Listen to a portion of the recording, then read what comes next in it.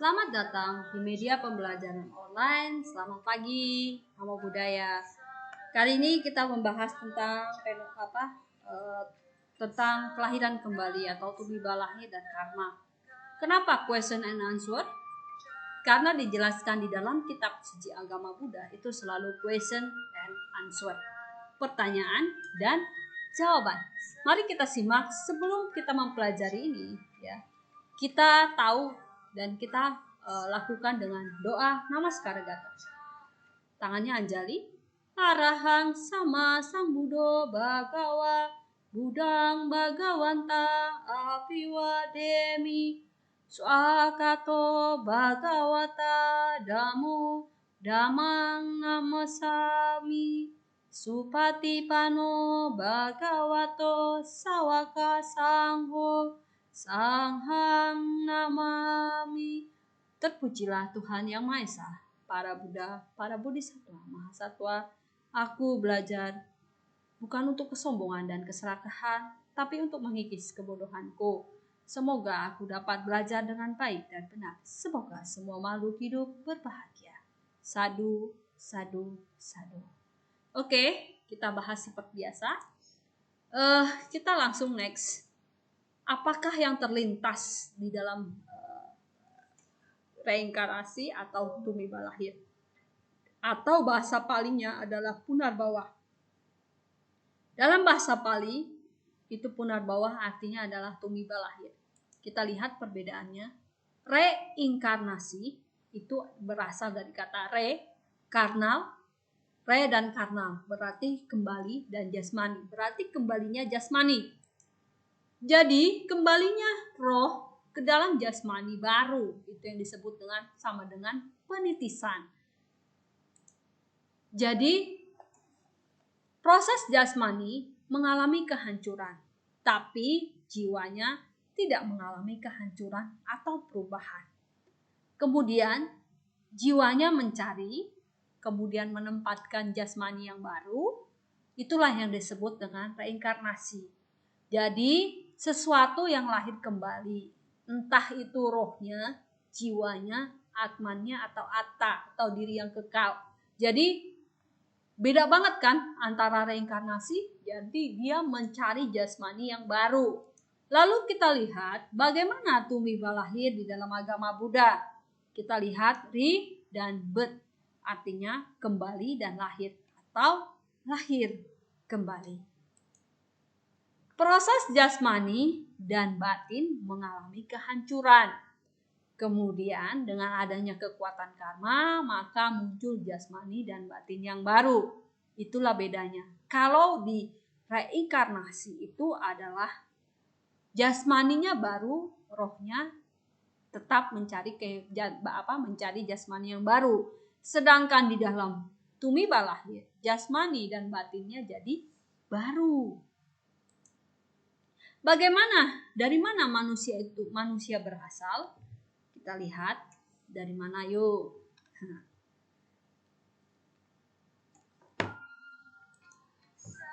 Pandangan agama lain, manusia tidak ada sebelum diciptakan. Manusia ada karena kehendak Tuhan. Hidup sekali saja dan kembali ke surga atau neraka setelah meninggal. Pertanyaan belum terjawab jelas oleh agama lain.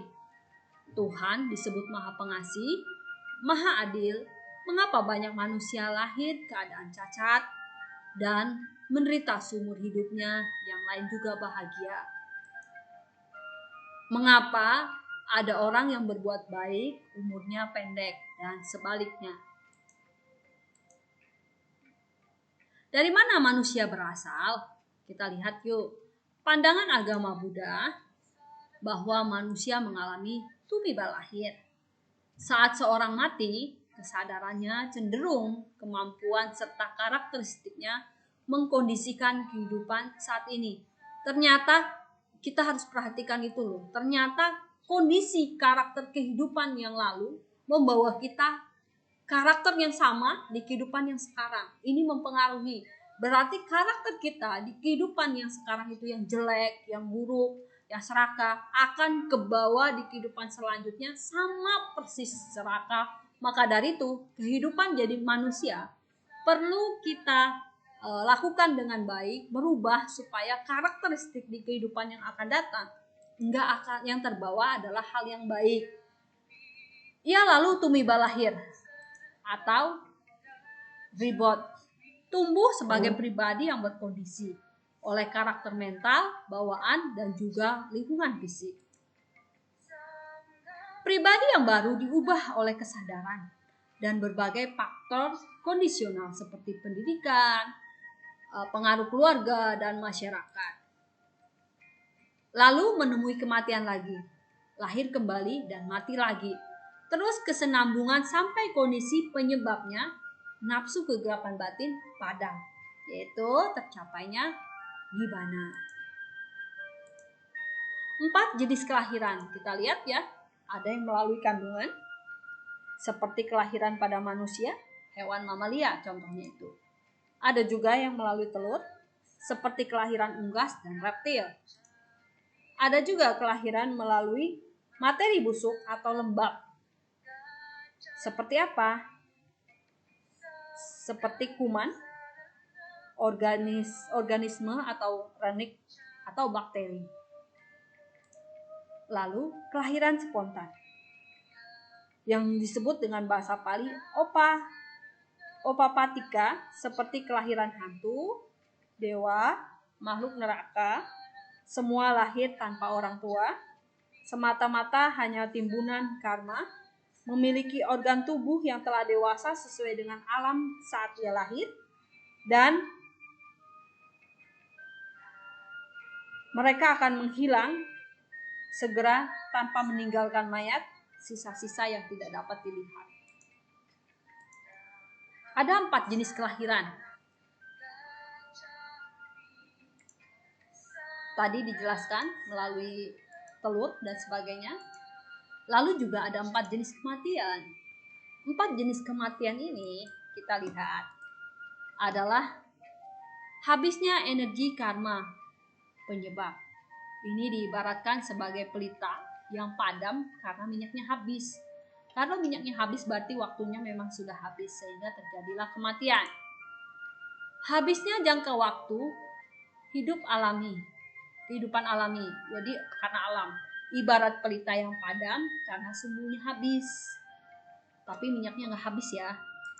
Yang ketiga, habisnya energi karma penyebabnya bersamaan dengan habis jangka waktu hidup. Berarti bersamaan ya, karma dengan waktu jangka hidup. Diibaratkan pelita yang padam karena minyak dan sumbunya habis dalam waktu bersamaan. Dan yang terakhir, kematian akan muncul karena energi yang berlawanan yang lebih kuat. Ibarat pelita yang padam karena dihembus angin. Walaupun sumbunya bagus, minyaknya bagus, tapi karena tidak mendukung, sehingga akhirnya terjadi kematian. Itu yang dijelaskan oleh Buddha. Next, apakah kita selalu tumiba lahir sebagai manusia? Kita lihat. Belum tentu. Ada yang terlahir di alam surga, alam neraka, alam binatang, dan alam hantu kelaparan. Apakah alam surga itu kekal dan abadi? Jawabannya adalah tidak. Bila masih hidup di dalam surga telah habis, maka sesuatu pribadi atau kesadaran terkondisi lahir di alam manusia. Demikian halnya kehidupan di alam neraka juga tidak ada yang kekal dan abadi. Bisa lahir di alam manusia dengan rendah. Faktor apa yang menentukan di mana kita lahir? Jawabannya adalah karma. Karma artinya adalah perbuatan yang didetailkan di bab yang lalu, bahwa keadaan kita akan sekarang ditentukan oleh pikiran perbuatan di masa lampau. Apa yang cenderung membuat kita lahir di surga? Perbuatan baik tentunya. Perlu sikap kasih sayang atau cinta kasih, suka membantu orang, selalu dipenuhi kebahagiaan, dan lain-lain. Apa yang membuat cenderung kita lahir di alam neraka? Perbuatan jahat, selalu cemas, selalu sirik dan tidak pernah puas, selalu dipenuhi kesedihan, dan lain-lain. Siapa saja yang menentukan karma kita? Jadi, kita lihat jawabannya adalah kita sendiri. Wah, welcome to KP Karma. Tinggal pesan. Kenapa disebut dengan KP Karma? Tinggal kamu lakukan pesan. Kalau kamu baik, kamu akan menghasilkan yang baik. Kalau kamu melakukan hal yang buruk, kamu akan menghasilkan hal yang buruk. Tinggal dipesan saja. Bisakah kita mengubah karma kita? Bisa. Sebutkan salah satu yang mengubah karma kita. Kita lihat. Ikuti jalan mulia berunsur 8. Apa saja jalan mulia berunsur 8 itu? Sila atau kemoralan, samadhi atau konsentrasi, dan yang ketiga adalah panya atau kebijaksanaan. Sila atau kemoralan itu terdiri dari ucapan benar, perbuatan benar, penghidupan benar atau mata pencaharian benar. Samadhi konsentrasi benar itu dibagi jadi juga 3. Apa saja? Daya upaya benar, perhatian benar, dan konsentrasi benar. Apa saja bagian daripadanya? Pengertian benar dan pikiran benar.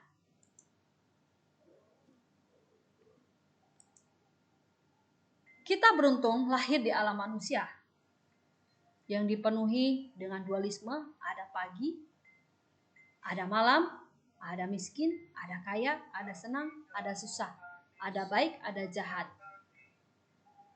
Bisa berbuat baik atau jahat. Kenapa dualisme ini manusia berkesempatan menanam karma yang baik sebanyak-banyaknya dan sebaliknya? Mana yang kamu pilih? Bahkan di alam surga atau neraka, sulit menanam karma baik, kita akan lahir di alam neraka. Tapi lakukan karma baik, kita akan lahir di alam surga. Ingin mengetahui perbuatan kita di masa lampau? Lihatlah kehidupan yang sekarang. Ingin mengetahui kehidupan kita yang sekarang atau mendatang? Lihatlah kehidupan yang sekarang. Alasan kelahiran berulang bisa terbukti. 1. Jika kita percaya dengan adanya masa lalu, masa sekarang adalah logis jika yakin ada masa kehidupan yang akan datang atau kelahiran seperti itu juga. Kita lihat ada bayi yang memiliki cacat mental, juga ada juga yang sempurna. Ini disebabkan oleh karma kehidupan yang lampau atau kelahiran kembali terjadi. Adanya kecerdasan yang luar biasa memiliki oleh anak-anak tertentu, misalnya indigo. Inilah kelebihan dari terbukti adanya alasan kelahiran berulang. Sekian, terima kasih dan namo buddhaya.